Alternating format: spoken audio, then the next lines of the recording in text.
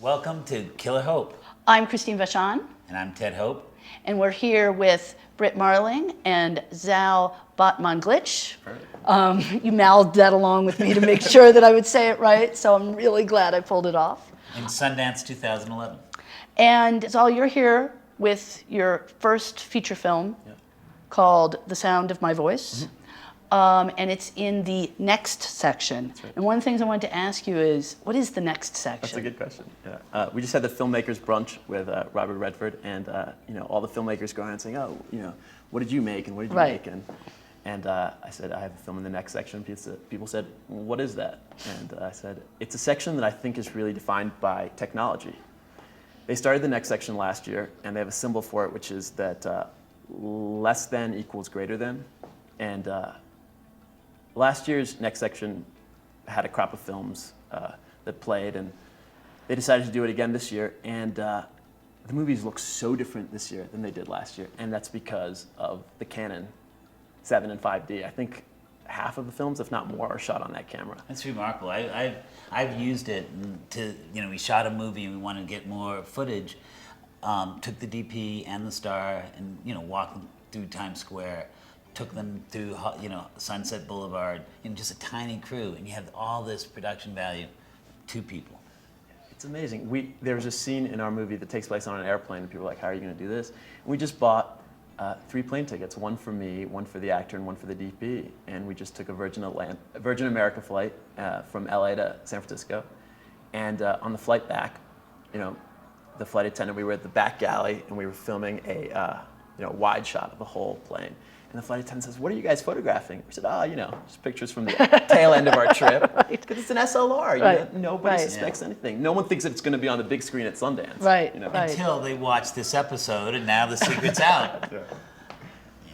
But I do think it's so amazing, some of the liberation that comes from working with reduced means. I've always liked the line, let your chain set you free. How do you take advantage of what other people think is a disadvantage?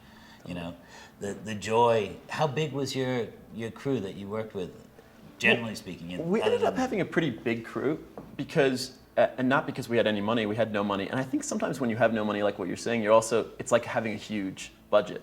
Because our only criteria was people connecting with the script and wanting to work with us and wanting to tell the story. And so people came out of the woodworks. There was a guy who just started coming to the office. He'd come with our assistant editor one day. He started coming to the office that we had, which was Brit's old apartment. We had this makeshift office. And he just started coming one day, and he didn't leave. And then by the time we started shooting, he was, Did you have to feed him? We did have to feed him. I mean, that's the cost, really. That's really why I continue to make movies, so that I can eat. Yeah, exactly. That's really what But I would just make avocado sandwiches in the back. I would just go at one point at noon or maybe at 1 and start making sandwiches and then feed people. Literally, that's how we fed it. So Brit's a tri-hyphenate, and you're a writer, director, caterer.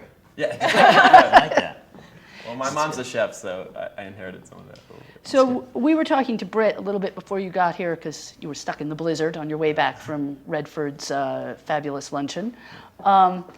We were talking to Brit a little bit about the movie and the fact that it was really made with a web audience in mind. And one of the things she referenced, I thought really well, was the fact that she felt that it had the DNA of a web film in its script and the way it was told. And I just wanted to know, what you thought about that and what you think is going to happen to it. Well, I think that we were really interested about the web as a platform. It's a really liberating platform. Like you said, the idea that your chain setting you free. The web also sets you free because anyone can see your movie. And the thought of that is really exciting. So we really wanted to always tell a story for the web. And Sound of My Voice is both a feature, it's definitely a feature film, but it's also a story that could be told in chapters on the web. Mm-hmm. And we wrote it very specifically with that in mind. It's not something that we have thought about later. It was something we thought about in its inception. And its journey, it's a story about a couple that infiltrate a cult. And the story just follows their linear journey into that cult, and the deeper and deeper they get into it. And I just imagine if someone sent me the first chapter on my inbox, I'd be I'd be like, I don't want to watch this. So how could we make something that we did want to watch? I mean, it's a story, so we like stories. So at every turn we said, okay, what would keep us watching? Do you have any plans to extend it beyond the linear form in some way? Yeah, I mean, definitely. We definitely wanted to tell a long-form story here. So it can be told in a series of films, so like a trilogy, or it can be told as a story that continues just on the web, or it can be told as a TV series. I mean, it has a long story ahead of it. Beyond what you've already... Yeah, and that was already planned out. Like, we have it all. I mean, we mapped it out for like 5 seasons. And this is just, I mean, what people are seeing here is literally like the splinter of this macro world that's been created. And of course, it's a standalone story, like, you know, any film trilogy or something like that. But it also is the beginning of a bigger story. It has the potential to like create a world that people could become really invested in.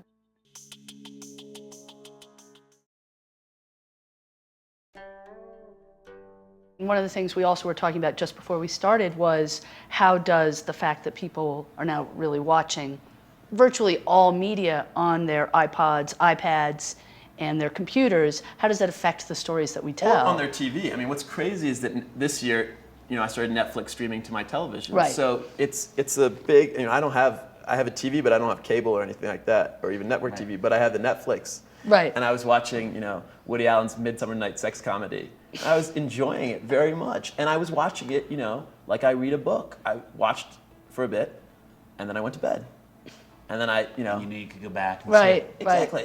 And so we said, well, what if we create a story that you could do that? I mean, he didn't intend for me to watch his movie like that, but we intend for you to watch our movie like that. Right. And it's no insult. Leave if you want, No. but please come back. But we think that you will come back, and that leaving will also inform the wanting to come back, that some of the ideas in it like sneak into you and unpack later inside you and make you want to like be like, wait, what was that I felt, you know? Like, give me more of that. And Yeah, and I think that we still are interested in traditional, you know, narrative feature that's on the big screen, playing at the ArcLight. Like, that's still something that we're really interested in. This is not necessarily that story. Right, right. And so we understand that it's different mediums. You know, this is like watercolor to oil painting. That's great.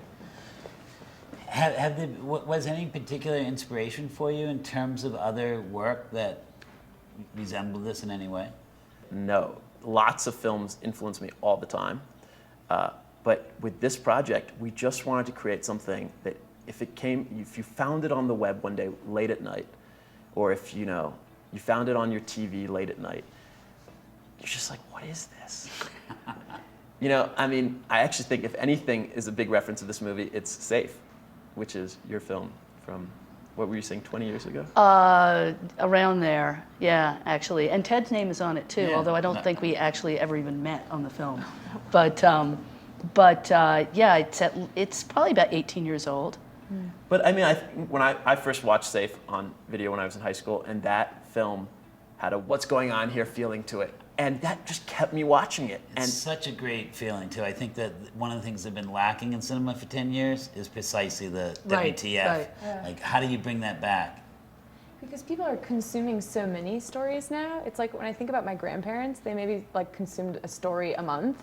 But like now, between television, between what you're seeing on the internet, between film watching, people are consuming like 20 stories a week. Wow. And so their story education is so advanced. Like you have to get ahead of that. And I think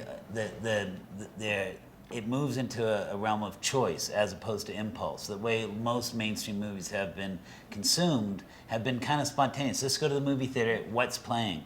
You know, I don't know about you guys, but my queue is over 2,500 films that I've consciously chosen to see in a specific order. Now that order changes, but that's a whole other way of living. Right, And just saying, right. hit me with whatever you got. But that's where you know? we're living right now. And if we're making those movies, if we're all making movies or stories, we have to take those things into consideration. And I think that was the most liberating thing about making Sound of My Voice is we weren't thinking, how are we going to sell this to even producers? How are we going to sell this as an idea? Like, we didn't have to sell this. We were just going to make this with a low budget. We were just going to go make this project. And, you know, I Do don't you want know. to keep working in the micro realm? Yeah, I mean, I think that not as micro as what we were working on, but yeah, our next film we wrote it already, is a thriller that we want to shoot like a documentary. Why not? Like The Cove was the most exciting, most moving thriller I saw last year, or 2 years ago, whenever it was. And why can't you have a fiction version of that film? I mean, you'll probably not come up with a story that good. Right. But if you can. Exactly. With the challenge of choice, how do you hope to have your movie discovered? Do you plan to use any social media to have people find your film? I don't know. I mean, we haven't really talked about that. Like, I'm trying to think. You know, of, we like, finished the film 3 days ago. That's awesome. And so Hans Ritter, who you know, our producer, he's a great guy. He carried the tape on the plane with him. So we really haven't given it much thought. This is its first discovery. We'll see if people connect with it. We were really trying to capture a period in our lives that, you know, we were going through all sorts of questions of meaning and just, you know, when you're a kid, you have your tribe. It's usually your family. And when you're older, you usually have a tribe too. That's your family. But in your 20s and sometimes 30s, you're sort of picking your own tribe.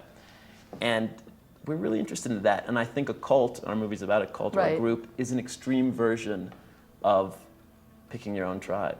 And so we were questioning all these things, and we sort of bottled all these competing feelings we were feeling, all these things that didn't make sense. We bottled it, we capped it, we threw it out to sea, and Sundance is the beach. Right. And you guys are gonna open it up, and I hope it tastes at least interesting. I hope you taste and say what the, you know. I can't wait to drink the Kool-Aid. Yeah, exactly. Truly, I really want to see it. It's Well, great. thank you guys so much for joining us. Thank you And guys good for luck having with the movie. Thank you.